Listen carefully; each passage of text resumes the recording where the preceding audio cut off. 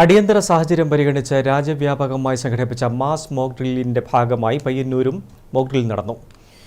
Payyanur revenue ടവറിനെ ആശുപത്രിയാക്കി മാറ്റിക്കൊണ്ടായിരുന്നു മോക്ക് ഡ്രിൽ.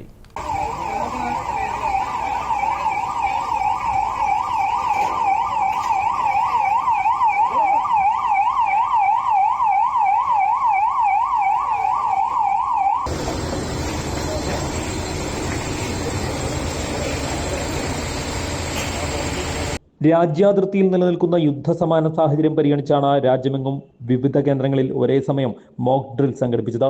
പയ്യന്നൂരിൽ റവന്യൂ ടവർ കേന്ദ്രീകരിച്ചായിരുന്നു മോക്ക് ഡ്രിൽ. 4 മണി കഴിഞ്ഞുടൻ അത്യാഹിതം സംഭവിച്ച ആളെയും കൊണ്ട് ആദ്യ ആംബുലൻസ് ആശുപത്രിയാക്കി മാറ്റപ്പെട്ട റവന്യൂ ടവറിലേക്കെത്തി.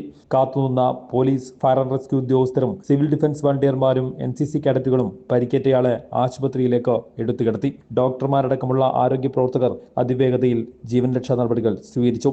തൊട്ടു പിന്നാലെ അടുത്ത ആംബുലൻസും എത്തി. പയ്യന്നൂർ തഹസിൽദാർ ടി മനോഹരന്റെ നേതൃത്വത്തിലായിരുന്നു mock drill. Civil defence mock ഭാഗമായിട്ടാണ് ഇങ്ങനെ ഒരു മോക്ക് ഡ്രിൽ നടന്നിട്ടുള്ളത്.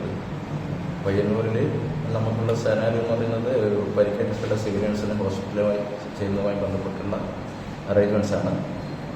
അത് ഏറ്റവും ഭംഗിയായി തന്നെ നമുക്കിവിടെ അറേഞ്ച് ചെയ്യാൻ പറ്റിയിട്ടുണ്ട്. അവർ യുദ്ധ സാഹചര്യത്തിൽ എങ്ങനെ ട്രീറ്റ് ചെയ്യാന്നുള്ള രീതിയിൽ ചെയ്തിട്ടുണ്ട്. Fire and rescue officer PP Prakashan, taluk ആശുപത്രി superintendent PM Jyothi, police, NCC 32 battalion കേഡറ്റുകൾ, സിവിൽ ഡിഫൻസ് വളണ്ടിയർമാർ, ആരോഗ്യ പ്രവർത്തകർ, റവന്യൂ വിഭാഗം ഉദ്യോഗസ്ഥർ തുടങ്ങിയവർ മോക്ക് ഡ്രില്ലിന്റെ ഭാഗമായി. News bureau, Payyanur.